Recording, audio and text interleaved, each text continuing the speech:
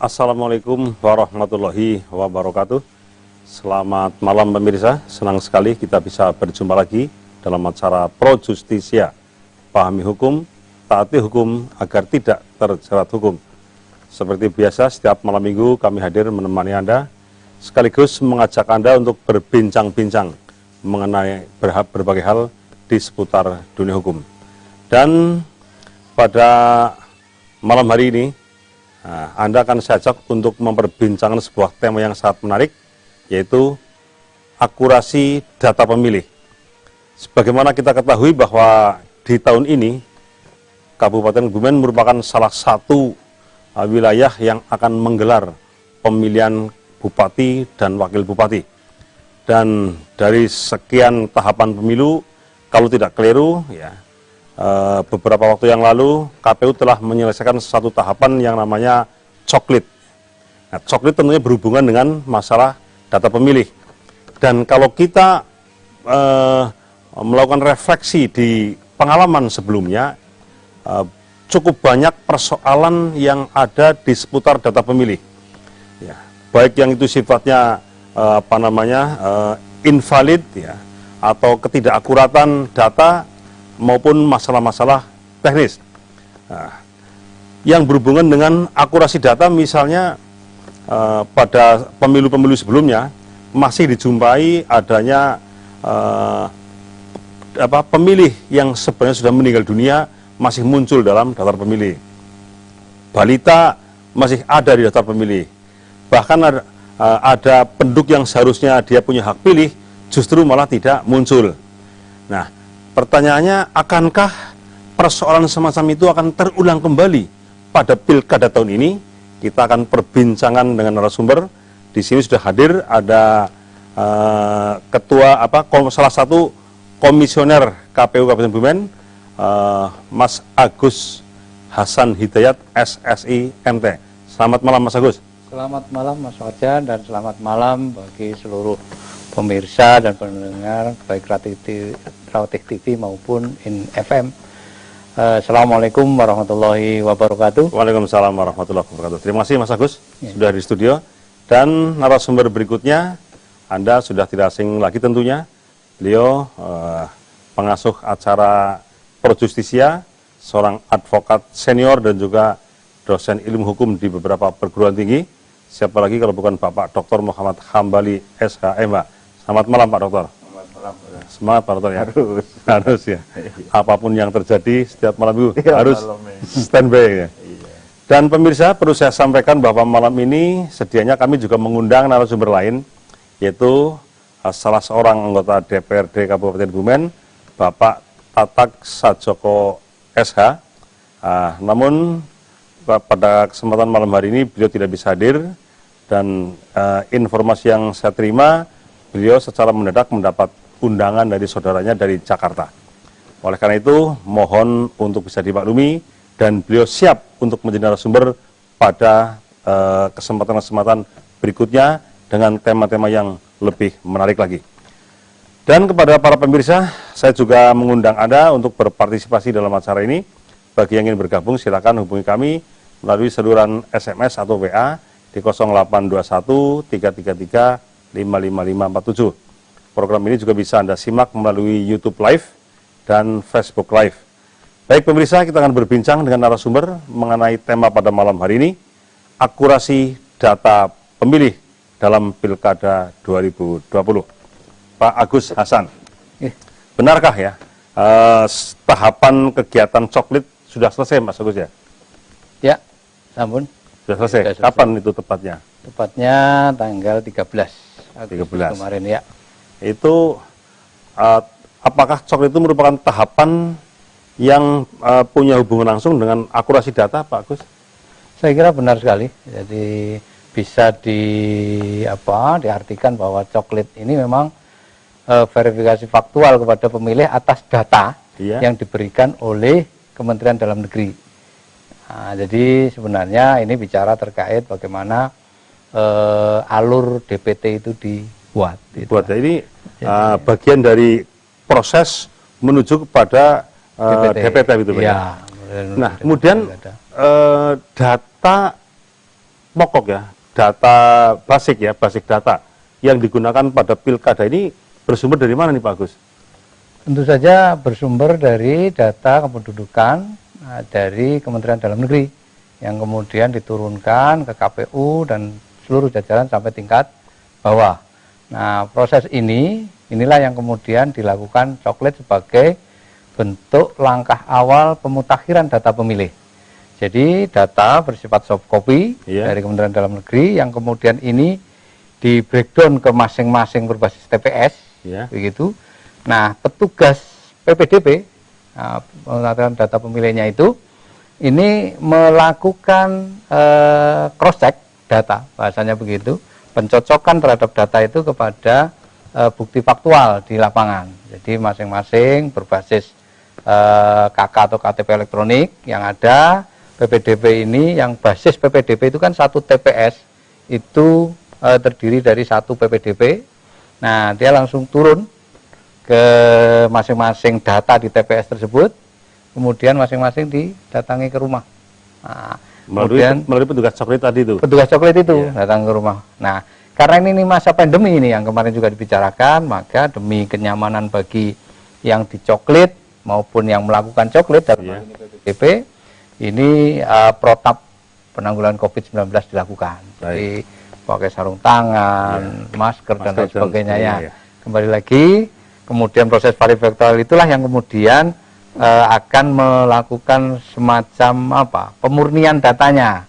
Nah, kalau misalnya sudah meninggal ternyata di sini tertuang datanya, ketika dicoklit itu sudah meninggal ya kemudian tidak memenuhi syarat, berarti tidak memenuhi syarat TMS begitu. Nah, kemudian data awal yang dari Kemendagri itu data kapan Mas Agus ya? Jangan-jangan data pemilu sebelumnya atau mungkin sudah diupdate di tahun-tahun menjelang pilkada ini? Ini kan data kependudukan di Indonesia kan selalu update ya kan. Jadi sejak ditetapkan untuk dibagikan itu ya dimulai data itu. Berarti kemudian database kependudukan itu ya? Iya, database kependudukan. Nah, kita nanti tersandingkan dengan data DPT terakhir, misalnya DPT terakhir kemarin kan sudah ada, misalnya Kebumen itu 1.072.272. Nah, kalau yang data coklit ini, yang dicoklit ini sekitar 106 lah, 1.060 sekian begitu. Berarti ada penurunan? Ada perbedaan itu. Ada perbedaan? Iya, karena begini. Kita sadari bahwa data kependudukan ini kan dinamis ya. Jadi setiap waktu itu ada orang yang meninggal. Setiap waktu ada orang yang bertambah umur. Yang tadinya 16 tahun, tapi nanti seiring dengan waktu kan dia berarti memenuhi syarat. Ini nanti di tanggal 9 itu sudah berumur 17 tahun. Ini kan jalan karena seiring waktu itu. Maka karena itu bicara tentang DPT ini memang data yang dinamis begitu.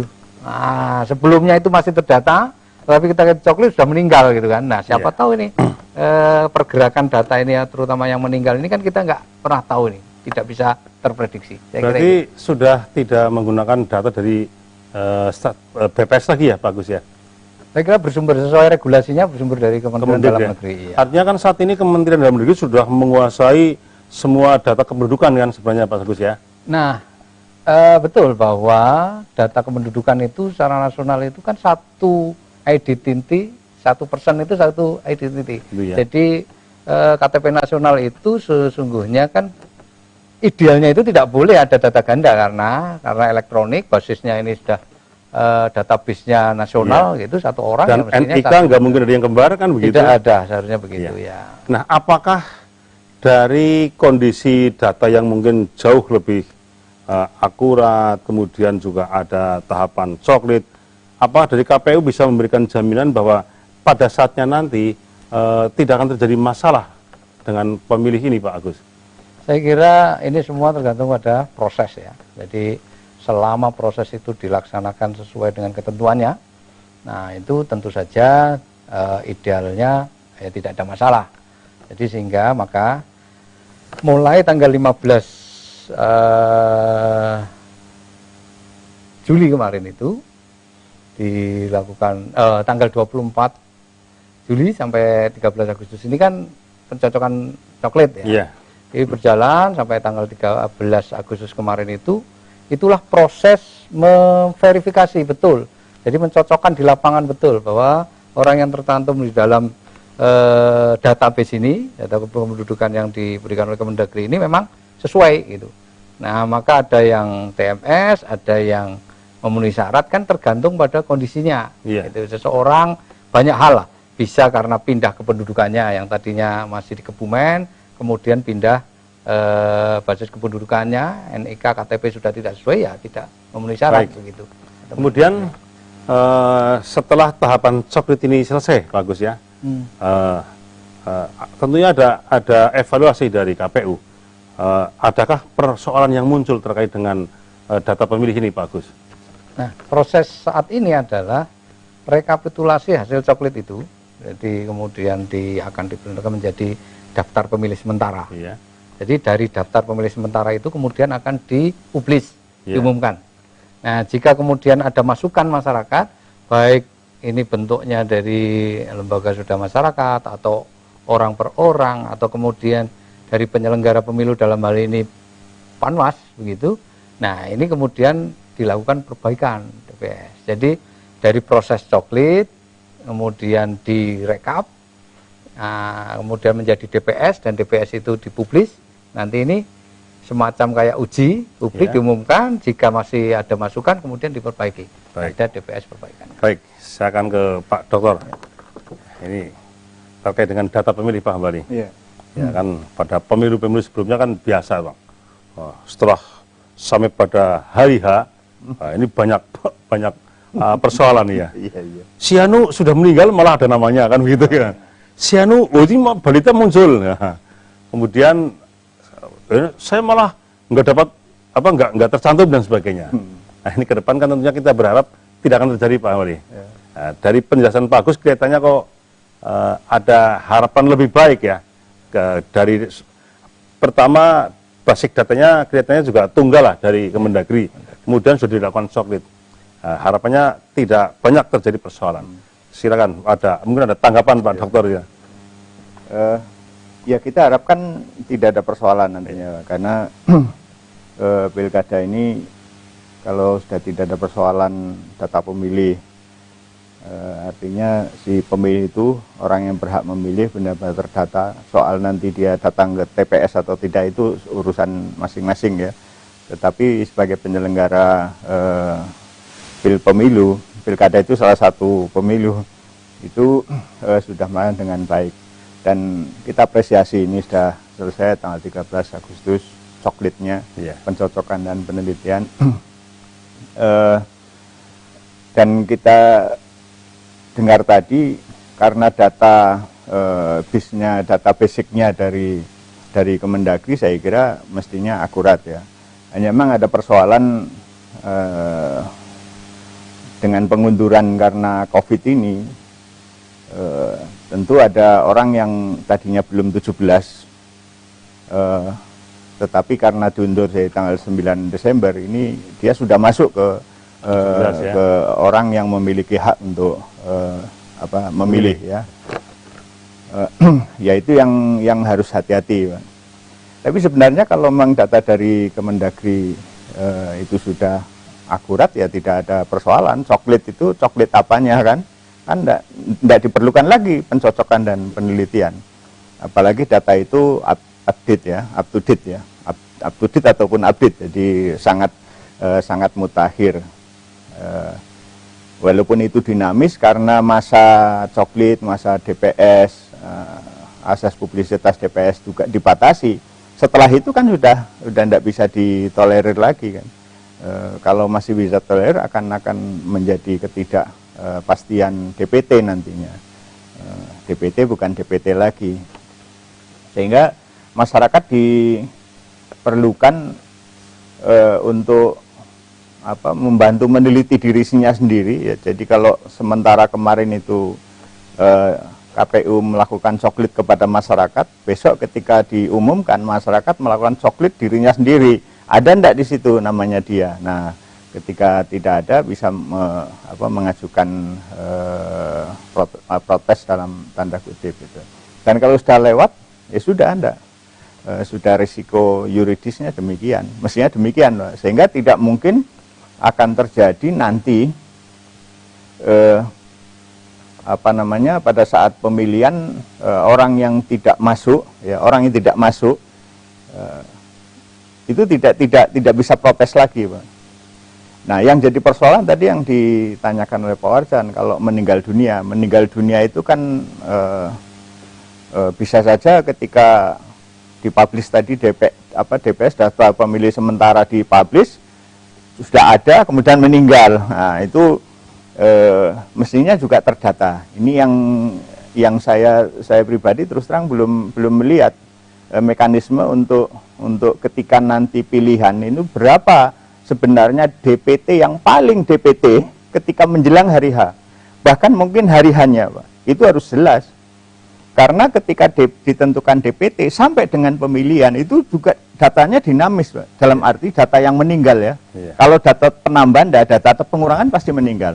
Pasti ada data pengurangan ya. Artinya berpotensi ada, bukan pasti ada. Jadi mungkin meninggal, mungkin pindah alamat ya. Nah, ini yang mekanismenya yang saya belum tahu bagaimana ketika jam H pada hari pemilihan itu benar-benar DPT itu DPT sehingga tidak bisa ada manipulasi. Nah, untuk mengantisipasi manipulasi bagaimana mekanismenya ini juga perlu dijelaskan juga, Pak. Sehingga ketika orang datang ke TPS itu benar-benar memang dia orang yang berhak memilih. Orang yang berhak memilih atau orang yang masih punya hak memilih, gitu. Apakah dengan KTP ataukah dengan surat keterangan, ataukah mungkin ada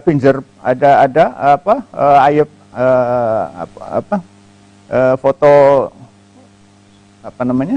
mata itu ya? Apakah pakai itu gitu? Karena bisa saja Pak, orang yang mirip Pak Warjan misalnya ya. Padahal dia tidak punya hak, kemudian hadir, itu apa? Mekanisme teknis untuk mendeteksi bahwa benar-benar dia memang memiliki hak. Karena pada hari H itu potensi pengurangan pemilih itu sangat besar. Mungkin karena meninggal, mungkin karena pindah. Atau mungkin kalau pindah masih tetap punya hak. Dan itu bisa dimanfaatkan oleh orang lain, Pak? Ya, dimanfaatkan oleh orang yang berkepentingan, ya, oleh yang berkepentingan. Bukan hanya orang lain, bahkan penyelenggara juga kalau mau berkepentingan juga bisa memanfaatkan itu. Atau mungkin kontestan kalau memang dia merasa berkepentingan bisa memanfaatkan itu. Kalau begitu di dalam konteks data pemilih ini juga ada juga kerawanan-kerawanan nih Pak Hambali ya? Iya, sampai secara yuridis ya yang penambahan umur 17 ketika tanggal 9 Desember besok itu sangat mudah bisa dihitung. Kalau kemarin, batas akhir kemarin kapan Pak Agus? Yang sebelum ada COVID ya? Itu kan sudah selesai ya, coklitnya sudah selesai. Bahkan malah coklit itu setelah COVID. Jadi coklit itu dilaksanakan setelah pengaktifan kembali tahapan tanggal 15 Juli. Ya. Nah, tapi kan semula pemilu itu pilkada tanggal berapa? Oh, Juli, ya? Sebelumnya 27 September kan? 27 mundur menjadi 9 Desember. Nah, di antara ini kan terjadi penambahan. Untuk penambahan mudah, pencocokannya mudah, penelitiannya mudah. Tetapi pengurangan ini, satu meninggal, dua pindah. Atau mungkin kalau pindah tidak dikurangi, dia tetap masih punya hak. Karena pada saat DPS sampai menjadi DPT, dia masih berdomisili di sini. Atau mungkin mereka yang sudah masuk DPT, dilarang keras menurut hukum untuk pindah sampai 9 Desember. Ini kan perlu jelas, Pak. Ya, sehingga jangan sampai orang yang merasa punya hak pilih, padahal aturannya dia kalau mau pindah harus nunggu tanggal 9 Desember, misalnya ya. Setelah tanggal 9 Desember silahkan mau pindah atau mau mati, misalnya ya. Nah itu mungkin perlu dijelaskan juga. Iya. Baik, nanti Pak Agus mungkin bisa menjelaskan lebih detail lagi, tapi kita harus break dulu nih Pak Agus ya. Baik pemirsa, jadi terkait dengan persoalan data pemilih ini nampaknya pada pilkada tahun ini akan jauh lebih baik karena bersumber dari satu data Kemendagri yang itu setiap saat itu mengalami updating. Bahkan mungkin seperti Pak Dokter sampaikan tadi, Kalau memang data Kemendagri itu terupdate setiap saat, tidak diadakan coklit pun harusnya data itu akurat. Namun toh tetap diadakan coklit. Apakah data Kemendagri yang tadi sudah diupdate terus setiap saat, kemudian dicoklit, adakah selisih? Itu pun juga akan kita perdalam nanti pada sesi berikutnya. Kita harus break dulu, jangan kemana-mana, tetaplah di Pro Justisia.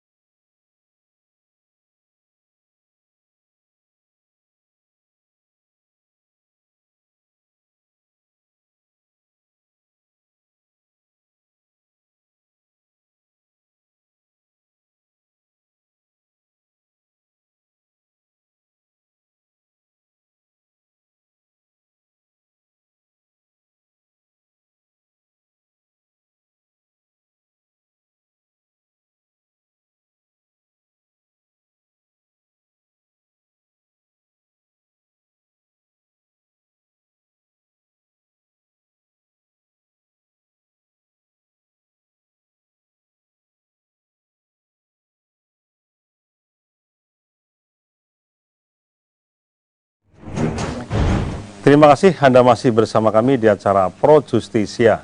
Pahami hukum, taati hukum agar tidak terjerat hukum. Kita akan lanjutkan perbincangan kita mengenai akurasi data pemilih bersama Komisioner KPU, Mas Agus Hasan Hidayat, dan juga Pak Dr. Hambali selaku narasumber. Dan Anda yang ingin bergabung masih cukup banyak kesempatan, kami tunggu di 0821 333 55547. Baik, ke Pak Agus lagi.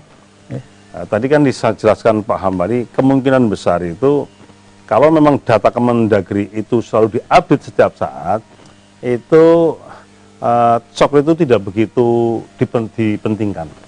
Nah, faktanya KPU sudah melakukan kegiatan coklit, kan begitu bagus ya. Nah, dari hasil rekapitulasi hasil coklit kemarin, apakah ada kesenjangan antara data dari Kemendagri dengan hasil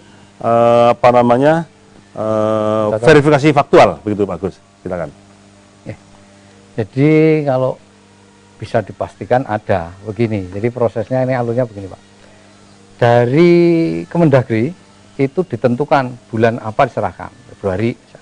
Dari Februari ini kemudian kan diserahkan. Yeah. Updatingnya kan bersumber dari seluruh daerah ke database Kemendagri pusat itu kan kemudian di dalam tanda kutip dicetak. Jadi di pada bulan Februari ini datanya yang perlu dicocokkan, itu diserahkan kepada KPU itu. Nah, di bulan Februari kemudian jalan. Berarti di stop di bulan Februari ini. Ya, nah itu baru proses pencocokannya ini berjalan. Nah, selama ini kan tidak terupdate kan berarti. Betul, nah, itu maka diverifikasi, bahasanya di coklit tadi, pencocokan dan penelitiannya dari data itu yang kemudian dipetani satu-satu nih, datangi rumah ke rumah masing-masing. Nah, alurnya kita ketahui semua, dari data ini ada coklit, setelah coklit kemudian muncul DPS, daftar pemilih sementara, dipublis. Kemudian dibuka masukan. Nah, baru muncul kemudian DPS hasil perbaikan. Ada DPS lagi ya? Iya. Hasil perbaikan. Jadi DPS diumumkan, ada masukan, dilakukan perbaikan. Masih muncullah DPS perbaikan. Hasil perbaikan, hasil dari masukan ini tadi. Nah, dari DPS hasil perbaikan itu kemudian muncul nanti DPT ditetapkan. Itu. Berarti kesempatan masyarakat untuk melakukan pengecekan itu 2 kali Pak Agus ya? Ada selama sampai ditetapkan menjadi DPT. Iya, sampai ke DPT kan ya? Iya, ditetapkan sampai DPT, gitu. Nah, ini pun jika ada masyarakat, nanti bahasanya ketriwal begitu, di DPT-nya tidak bisa nambah memang tadi. DPT-nya tidak nambah. Tapi hak pilihnya tetap dijamin. Di dalam regulasi nanti dia tetap bisa menggunakan hak pilihnya dengan membawa data resmi, data kependudukan resmi, yaitu KTP elektronik. Begitu. Dia datang ke TPS membawa itu. Nah, karena dia tidak di DPT, maka di TPS nanti itu tidak tercantum namanya dalam DPT memang. Nah, dia datang ke TPS, loh saya bisa membuktikan, saya tidak masuk dalam DPT, kemarin saya tidak sempat memberi masukan, ada DPS dan semuanya sampai ditetapkan DPT. Nah, saya ini bahasanya ketriwal, saya tetap ingin milih. Nah, syaratnya adalah memilih sesuai dengan alamat kependudukannya. Dia tertera di RT mana, RW mana, dan kemudian ada masuk di TPS wilayah domisili dia yang bersangkutan. Jadi tidak bisa menggunakan KTP di asal saja, beda TPS pun nggak bisa gitu. Jadi dia harus ditentukan di mana RT RW-nya itu. Dan itu kan kalau misalnya ada keraguan-raguan, petugas TPS setempat biasanya kan mengenal dengan warganya kan gitu. Nah, ini tadi ada kaitannya.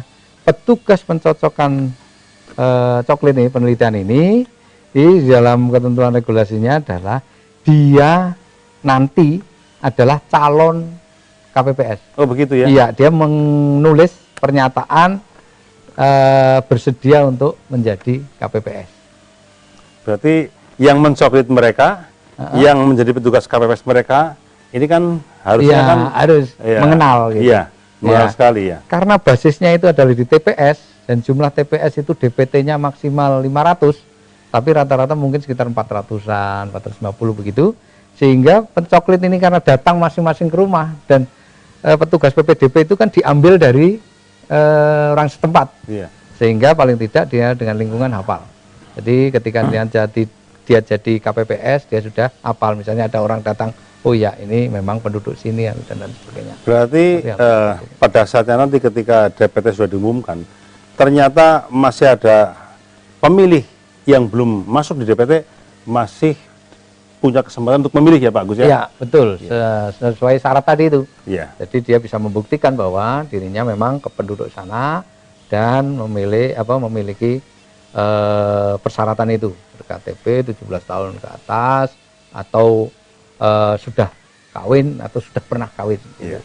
Nah ini, dan kembali lagi, jadi proses tadi ketika DPS diumumkan sampai detik ini pun atau sekarang atau nanti sampai DPT, masyarakat itu masih boleh melihat. Jadi ada situs lindungi hak pilihmu kpu.go.id. Nah, jadi itu untuk mengecek ini ya, mengecek apakah saya sudah terdaftar atau belum atau gimana itu? Iya betul. Jadi kita bisa buka Google gitu, lindungi hak pilih.kpu.go.id itu semua kita udah tertera, nama, NIK, kemudian alamatnya, terus kemudian dia mencoblos di TPS mana itu ada. Nah, saat ini ada. Sudah muncul belum saat ini? Sudah. Dan ini wajib diketahui oleh seluruh masyarakat dan kita terus gencar mensosialisasikan. Dipersilakan. Misalnya saat ini Pak Warjan ngecek aja sekarang. Nah, lindungi hak pilih.kpu.go.id buka di situ itu nanti muncul data panjenengan. Ketik nama mungkin ya, NIK akan muncul. Nah, di situ sampai informasi data pribadinya tadi itu, misalnya NIK-nya, nama, terus kemudian alamatnya, dan di TPS mana mencoblos, TPS berapa, itu udah muncul. Nah, begitu. Kalau misalnya ada orang yang mengecek ya, ternyata belum muncul, gimana Pak? Nah, itu maka memberi masukan kepada penyelenggara pemilu. Lewat situs itu apa langsung ke PPS sehingga biar diupdate dia. Bagian dari masukan masyarakat tadi itu. Oh, begitu ya? Iya. Sebenarnya tidak harus menunggu daftar pemilih sementara pun masyarakat sudah bisa mengecek dirinya sendiri ya? Apakah saya tercantum atau tidak gitu. Nah ini apalagi kan sekarang sebagian besar warga masyarakat kan sudah punya HP lah. HP. Nah, minimal yang punya HP itu bisa mengecek dirinya sendiri kan seperti Nah, kemudian terkait dengan ini tadi yang disampaikan oleh Pak Dr. Hambari terkait dengan kematian, mutasi. Pada saat ya setelah mereka dicoklit sampai kepada pemilihan hari pencoblosan, mungkin saja terjadi mutasi, ya kan? Mungkin karena meninggal dunia atau mungkin karena mutasi ke tempat lain. Itu mekanisme seperti apa nih Pak Gus? Jadi kalau misalnya orang ini pindah, kemudian menyatakan tidak memilih begitu ya, pindah atau bagaimana, kita kan penyelenggara pemilu kan tidak boleh, tidak bisa mencegah orang pindah dan semuanya. Terus kemudian Dukcapil pun juga akan memprosesnya kan. Tetapi DPT itu tadi sejak ditetapkan, DPT itu udah data-datanya ini udah ada, diumumkan resmi, dipublish. Ketika itu dalam proses setelah DPT sampai meninggalnya, sampai hari H itu orangnya meninggal atau tidak, ini berarti dianggap bahwa dia tidak menggunakan hak pilihnya kan berarti. Berarti hak pilihnya kosong Mbak ya? Kosong. Dan apa itu nggak ada kemungkinan untuk dimanfaatkan orang lain tuh Pak Gus? Ya kan apa nggak dicoret? Apa nggak dicoret oleh KPU misalnya?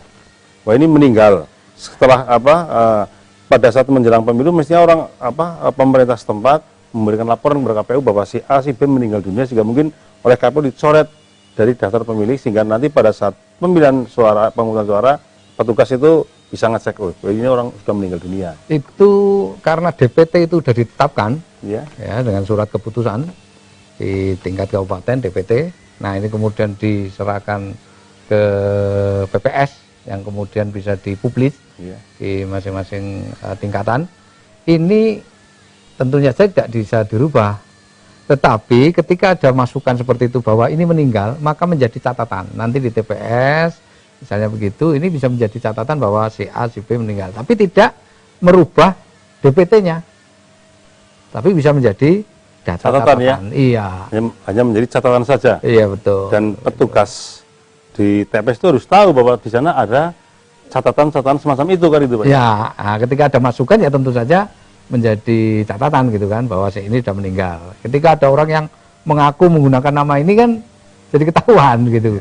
Ataupun misalnya ketika dia mengaku nama ini, paling tidak jadi di TPS itu ada 7 petugas KPPS ditambah 2 linmas. Nah, petugas 1, 2, 3 itu ketua ini bagian yang meneliti surat suara yang akan dicoblos. Petugas 3, 4, 4, 5 ini yang bagian pendaftaran.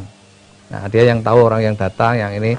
Terus kemudian yang ke-6 yang membantu untuk dalam proses di kotak suara, yang 7 itu yang tinta. Baik. Nah, itu saya kira itu. Baik, bagus. Ini sebelum kita lanjutkan, ini namanya ada SMS yang masuk dari pemirsa, akan saya bacakan terlebih dahulu. Ya. Selamat malam narasumber yang terhormat. Sebenarnya petugas coklit itu mendatangi setiap kakak atau hanya cukup minta data ke aparat setempat? Kalau memang mereka mendatangi setiap rumah, harusnya tidak ada data yang salah. Terima kasih. Nah, ini Pak Agus. Pertanyaannya, apakah KPU memastikan bahwa petugas coklit ini memang sampai di rumah yang dicocokkan itu Pak Agus? Ya. Memang kewajiban dari PPDB ya itu memang harus mendatangi satu persatu kewajibannya alamat, ya kakak itu. Jadi misalnya dilihat, jadi tugas PPDB itu ketika datang rumah ke rumah, yang ada di rumah situ bisa menyerahkan kakak, itu bisa fotokopi atau asli, kemudian ini cocokkan, yang terus kemudian bisa KTP-nya sehingga pas ya sesuai datanya. Nah itu setelah sesuai ada kewajiban lagi, rumah ini yang memang sudah dicoklit dan ada orangnya, itu kemudian ditempel stiker, bahwa kakak di rumah ini sudah dicoklit. Nah, berarti salah satu indikator bahwa rumah itu sudah dicoklit ada stikernya? Ada stiker, tapi tidak pasti. Tidak pasti. Jadi ketika di sana rumah itu didatangi, ternyata data itu tidak benar, terus kemudian ternyata penghuninya udah ganti orang dan semuanya, tentu ini tidak ditempel karena tidak sesuai dengan data. Jadi yang ketika didatangi sesuai data, maka ditempel. Ini perlu diketahui bersama. Jadi tadi, berarti kalau yang sudah ditempel stiker berarti sudah didatangi. Yang enggak ditempel stiker berarti belum didatangi. Nah ini kadang-kadang perlu kesamaan. Jangankan orang umum, kadang-kadang Panwas misalnya. Di sini ini juga Panwas ikut mengawasi bagaimana proses coklit ini berjalan sesuai dengan ketentuan. Jadi PPDB-nya datang, harus langsung datang itu. Jadi itu pun Panwas itu juga paling tidak bisa mendampingi. Jadi karena proses dia fungsinya pengawasan ya mestinya bisa mengawasi gitu kan. Nah pengawasan ini harus betul-betul dijalankan sehingga tidak ada mispersepsi lagi. Gitu. Terus kemudian kalau jangan lagi Panwas misalnya hanya melihat rumah itu tidak ada stikernya, dia harus mengklarifikasi dulu sudah didatangi betul apa tidak gitu.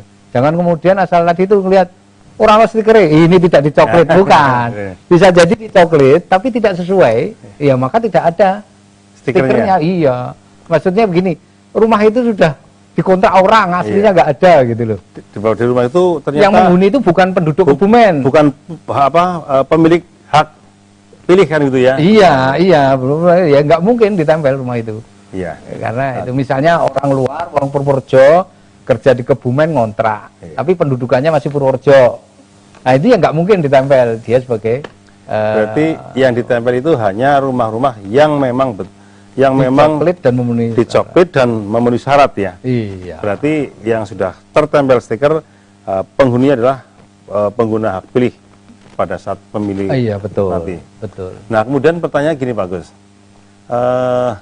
apakah dari KPU itu melakukan pengawasan bahwa para petugas coklit itu betul-betul sudah melaksanakan kewajibannya datang dari rumah satu ke rumah yang lain, atau jangan-jangan ada yang nakal misalnya, wah Pak Kon memang Pak RT lah, Pak Kon Pak RW misalnya gitu. Sejauh mana KPU itu mengawal petugas coklit Pak Agus? Oke, baik.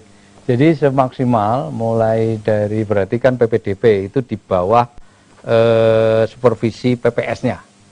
Nah, penyelenggara pemilu tingkat desa PPS. Jadi PPDB ini selalu di supervisi oleh PPS-nya. Nah, ditambah pengawasan dari PKD, pengawas kelurahan atau desa. Nah, ini. Jadi kalau memang nanti nakal misalnya tidak melakukan coklit ya direkomendasi nih oleh pengawas ini tidak benar. Tapi kalau ada PPS yang tahu, kemudian ini ya tentu saja harusnya PPS-nya menegur, membetulkan begitu. Nah, ini harus dilakukan coklit langsung, tidak boleh kemudian duduk aja di rumah ngangen, oh itu ada atau tidak, itu tidak boleh. Apalagi kalau orang setempat kan mungkin bisa dikarang, oh si Anu masih si Anu di Jakarta dan sebagainya. Nah, itu pun kalau ditanya potensi ada, ya ada, karena manusia begitu. Potensinya ada, maka disitulah ada pengawas. Nah, pengawas ini tujuannya ya tidak mencari kesalahan sih, tetapi bagaimana coklit ini bisa berjalan ideal sesuai ketentuan sehingga berkualitas betul data ini tadi, sesuai dengan ini bahwa data pemilih ini harus berkualitas betul gitu. Tujuannya seperti itu. Nah, ketika kemudian PPS ini, PPK pun ikut supervisi. Bahkan KPU, kami ini kemarin, saya sendiri itu bertugas di daerah Kecamatan Sadang, di beberapa desa sana, saya ikut turun ke sana. Kemudian di Kutawinangun, di beberapa sana, saya turun. Meskipun tidak ke semua daerah, karena berjenjang kan, kita ada kecamatan, PPK, ada desa. Jadi kita datang ke sana. Dan itu kita lakukan mulai masa dimulainya pencocokan pemilihan sampai kemarin terakhir. Saya kira itu. Saya kira pertanyaan ini penting karena kita punya pengalaman Pak Gus ya. Pada pemilu-pemilu sebelumnya kan juga ada verifikasi faktual. Betul, ada. Kenapa masih banyak muncul persoalan data pemilih yang sudah meninggal masih tercatat, yang berita tercatat? Lah, orang kan bertanya-tanya, sebenarnya petugas verifikasi ini memang melaksanakan tugas bagaimana mestinya atau tidak, kan seperti itu Pak Gus? Nah, ini yang bahwa yang meninggal masih tercatat, ini konteksnya adalah tercatat tadi data yang perlu dicoklit. Nah, ketika masih tercantum situ, otomatis coklit ini bermanfaat, menyatakan bahwa ini sudah meninggal, jadi tidak memenuhi syarat, maka harus dicoret. Tapi ketika meninggalnya itu setelah proses coklit, nah, terus kemudian kok masih tercatat, itu kan? Nah, ini dilihat dulu, meninggalnya itu setelah dicoklit kan memenuhi syarat, kemudian meninggal. Itu di DPT-nya kan harusnya ketahuannya itu proses sebelum jadi DPT itu mestinya harus ketahui karena ada daftar perbaikan, apa DPS, ada daftar pemilih sementara, hasil perbaikannya itu kan ada itu. Harusnya ketahuan. Tapi kalau meninggalnya setelah ditetapkan sebagai DPT, ya itu tadi, faktanya memang dia sudah meninggal, tetapi DPT ini kan sudah diplenokan. Gitu. Kalau yang meninggalnya setelah DPT, saya kira bisa dipahami semuanya. Tapi yang susah dipahami kan, kalau sampai ada balita muncul, nah ini bagus. Nah, balita kok bisa saya muncul di DPT, padahal ada coklit gitu loh Pak. Nah, itu yang perlu ini kan, menjadi evaluasi begitu, bahwa sebenarnya idealnya tidak boleh. Jadi harus betul-betul bahwa coklit itu adalah proses memastikan bahwa yang calon menjadi pemilih masuk dalam daftar pemilih tetap itu adalah yang memenuhi syarat. Itu sesuai sebenarnya petugas yang paling akhir menentukan akurasi data justru malah petugas coklit ini bagus ya. Iya betul. Kalau mereka melaksanakan tugas sebagaimana mestinya, kemungkinan besar tidak terjadi kesalahan data. Betul. Baik, kemudian sekarang saya ke Pak Dokter. Pak Dokter, dari dulu kan biasa Pak, masyarakat sudah diberikan kesempatan yang luar biasa. Bahkan belum ada DPS pun melalui online juga tadi Pak Agus sampaikan, masyarakat bisa mengecek dirinya sendiri. Nah, setelah itu ada DPS, masyarakat suruh ngecek Pak. Nah, tapi kelihatannya juga pengalaman yang sudah ini masyarakat kadang-kadang kurang begitu kurang peduli lah. Ada DPS ya kadang-kadang jarang yang membaca. Nama saya ada apa tidak juga kadang-kadang sungkan. Tahu-tahu ada masalah baru ribut kan seperti itu. Padahal andai kata mekanisme itu ditempuh betul, itu akan dapat diminimalisir kesalahan data. Gimana Pak dokternya? Ya, saya tidak pernah lihat DPS. DPS? Saya tidak pernah lihat. Mungkin termasuk yang keterlaluan ya. Tapi juga harus dilihat kembali Pak. Kita harus evaluasi kembali. Jangan-jangan tidak tahu Pak. Nggak tahu ada DPS? Iya, jangan-jangan saya tidak tahu kan. Ya, ya. Nah, saya yang lain itu jangan-jangan banyak itu. Sehingga pertanyaan Pak Warjan menjadi sangat normal ya, atau sangat wajar. Karena tidak tahu. Pak Warjan punya tanah ya. Tahu nomor sennya berapa? Ya, pernah tidak lihat buku sennya? Itu. Jadi yang semacam ini yang harus diantisipasi. Ya, betul. Artinya online, lewat online. Jangankan mau punya HP, jangankan mau buka HP. Kalau sinyal tidak ada mau apa? Ya. Saya yang di tengah kota itu sinyalnya jelek juga. Tadi saya lagi meeting, itu bolak-balik down sinyalnya. Ini satu persoalan-persoalan yang persis benar Pak Warjan mempertanyakan itu ya. Dan saya terus terang, saya tidak lihat. Kenapa? Tidak tahu juga. Saya di Coklit juga tidak tahu kok. Iya. Selama ini udah di Coklit belum Pak? Jangan. Ya saya tidak tahu, mungkin ketemu yang di rumah barangkali. Tadi kan kalau sudah ketemu di rumah, tapi tidak ada stiker. Gitu, lah ini. Jadi tidak ada stiker. Mungkin kalau memang ada Coklit, biasanya apakah orang yang sudah di Coklit itu tidak ditinggali untuk arsip dia gitu, sudah di Coklit. Mestinya kan orang pencocokan, orangnya datang, yang dicocokkan tanda tangan, macam berita acara lah ya. Betul, ya. Nah kemudian kan dibikin rangkap 2 minimal, 1 dibawa oleh petugas, yang lain ditinggal kan. Sehingga untuk pertanggungjawaban bahwa kamu besok jangan protes, kamu itu sudah saya Coklit kan begitu Pak. Ini. Nah sampai sekarang saya enggak tahu juga. Tapi ya saya tetap atensi terhadap ini, dan soal milih ya saya nunggu tanggal 9 aja lah gitu. Pasti masuk gitu loh. Gitu gampangnya kan. Tapi kan yang lain mungkin nasibnya tidak seperti saya gitu loh Pak. Saya apatis, saya tidak memperhatikan, tetapi bernasib baik. Tapi jangan-jangan ada yang tidak memperhatikan, tapi nasibnya jelek gitu. Lah nasibnya jelek berani protes, ini yang merepotkan no? Dan tidak bisa disalahkan no? Semua tidak bisa disalahkan, karena apa? Ketika penyelenggara pemilu ini sudah mengumumkan, asas publisitas sudah terpenuhi, tidak bisa diprotes. KPU sudah melakukan kewajibannya. Ya, sudah terpenuhi asas publisitasnya, sudah secara yuridis sudah sah. Itu. Sementara dan fiksi hukumnya kan orang tidak bisa berargumentasi, saya tidak tahu, itu tidak bisa berargumentasi itu. Jadi kalau nanti menjelang datang ke TPS tidak ada namanya, ya tidak ada di DPT-nya, dan kemudian tidak tahu syarat-syaratnya, itu ya salah sendiri. Nah ini penting malam ini kita ingatkan agar masih ada kesempatan untuk ke DPS ya Pak Agus ya. Masih ada kesempatan walaupun Coklit. Cuma kadang saya heran juga, Coklit ini untuk apa gitu Pak? Kalau memang datanya itu sudah akurat seperti tadi saya sampaikan. Berbeda dengan Coklit itu untuk balon atau calon ya, balon ya, yang independen itu kan harus melampirkan identitas KTP, fotokopi KTP. Itu perlu dicoklit, jangan sampai KTP itu diedit kan, KTP 1 dibikin 10 misalnya. Kan bisa saja difotokopi, kalau syaratnya kan fotokopi tidak asli.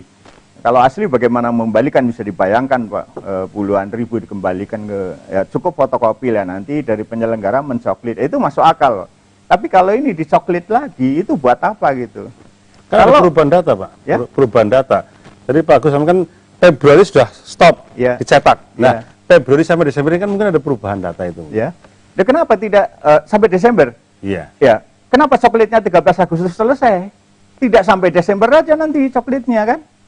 Nah, kenapa tidak begitu gitu? Coklitnya itu 13 Agustus selesai. Nanti ada DPS.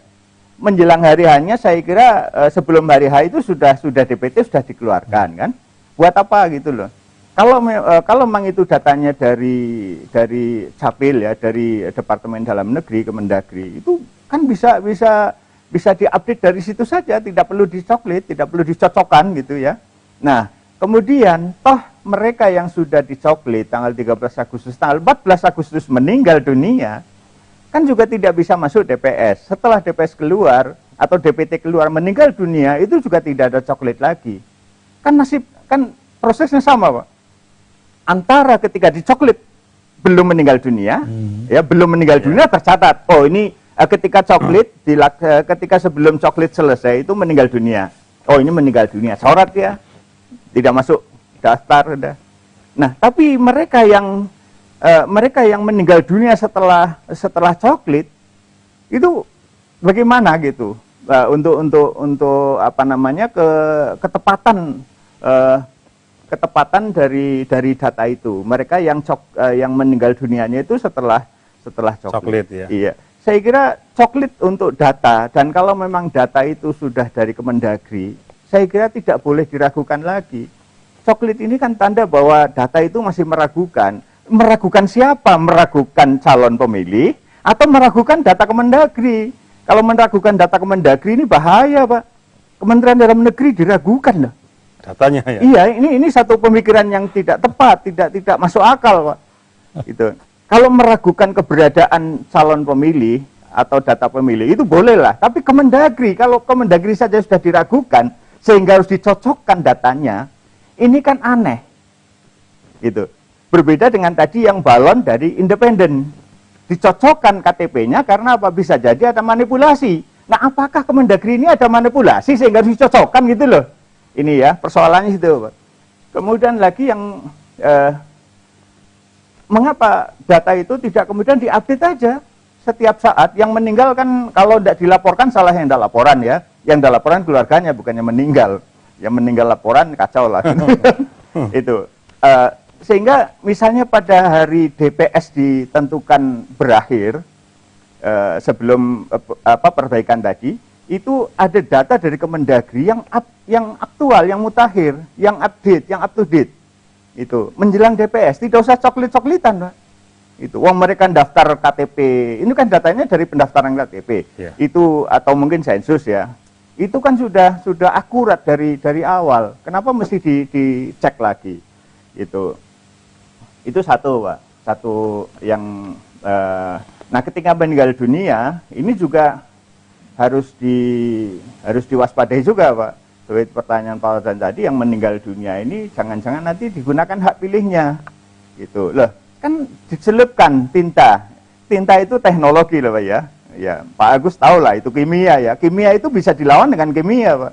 Itu ini yang harus diwaspadai ya. Walaupun kalau tingkat nasional mungkin bisa sampai segitulah ya. Tapi ini karena tingkat kabupaten barangkali tidak sampai segitu. Tapi jangan kemudian kita berpikir tidak sampai segitu kan, bisa juga ada pemikiran ke sana. Kemudian lagi yang pindah, Pak, ini perlu dijelaskan juga, Pak. Mereka yang pindah keluar berarti dia melepaskan hak pilihnya, kan begitu, Pak Agus ya. Nah sekarang mereka yang datang itu langsung punya hak pilih apa tidak? Nah ini perlu dijelaskan, Pak. Aturannya bagaimana? Mereka yang baru datang mutasi dari luar daerah masuk, katakanlah dalam hal ini Kebumen, itu langsung memiliki punya hak pilih atau setelah menetap di sini berapa bulan misalnya baru punya hak pilih. Karena apa? Karena mereka kalau datang mutasi kemudian dia langsung punya hak pilih. Karena apa? Tidak harus masuk DPT hak pilih itu. Orang yang tidak masuk DPT bisa memilih. Masih tidak kehilangan hak pilih. Nah, mereka yang datang kan tidak masuk DPT. Punya hak pilih tidak. Kalau punya hak pilih, ini bisa terjadi migrasi besar-besaran, Pak. Untuk kepentingan salah satu calon kan. Nah, ini perlu dijelaskan. Baik. Ini karena waktu kita sudah hampir habis, singkat saja Pak Agus, mungkin bisa dijelaskan. Saya kira pada prinsipnya pemutakhiran data pemilih itu adalah menjamin setiap orang yang memenuhi syarat untuk memilih itu dilindungi hak pilihnya. Nah, itu yang pertama. Jadi proses tadi itu, apakah kemudian coklit sampai kemudian penentuan DPT, ini adalah proses administratif, gitu kan, tahapan yang memang harus sesuai regulasi dalam memastikan pemurnian data pemilih tadi itu. Betul-betul bahwa ini bagaimana data pemilih itu adalah memiliki kualitas yang tinggi yang kemudian berimplikasi pada kualitas pilkada itu sendiri. Ketika data pemilih DPT-nya itu bagus, maka otomatis paling tidak sudah sepertiga bahasanya begitu, proses penyelenggaraan pilkada itu berhasil dengan baik. Karena apa? dalam pilkada, dalam pemilu itu ada 3 hal ya, penting, yaitu pemilih, siapa yang pemilih, siapa yang memilih, siapa yang dipilih, dan yang menyelenggarakan. 3 ini kemudian. Sektor utama ini, siapa yang memilih ini harus dipastikan betul-betul tadi itu. Maka proses pemutakhiran data pemilih ini melalui coklit, kemudian DPS, masukan masyarakat, dan DPT. Dan masih ada sesuai regulasi, hak pilih tadi betul dikatakan oleh Pak Ambali bahwa orang yang tidak masuk DPT itu tidak kehilangan hak pilih. Dia masih bisa menggunakan hak pilihnya. Nah, ini tadi pertanyaannya, yang pergi otomatis dia mempunyai hak pilih tapi tidak digunakan misalnya begitu kan. Atau kemudian kalau dia pindah kependudukan berarti sudah tidak punya hak pilih. Karena harus kependudukan setempat, Kebumen lah. Nah, yang pendatang? Pendatang, selama dia bisa menunjukkan ya di saat hari H itu dokumen resmi kependudukannya, meskipun belum punya KTP misalnya, dia ada surat keterangan dari Dukcapil bahwa itu memang dia domisili di Kebumen, ini juga dipastikan betul bahwa memang dia itu bukan migrasi, Pak. Makanya itu tadi, jadi pemilih ini di apa, KPPS itu ya orang lingkungan situ, jangan sampai nggak ngerti siapa orang ini orang dari mana dan sebagainya. Ini yang penting. Nah, apakah kemudian dia boleh memilih atau tidak, itu, nah ini batasannya.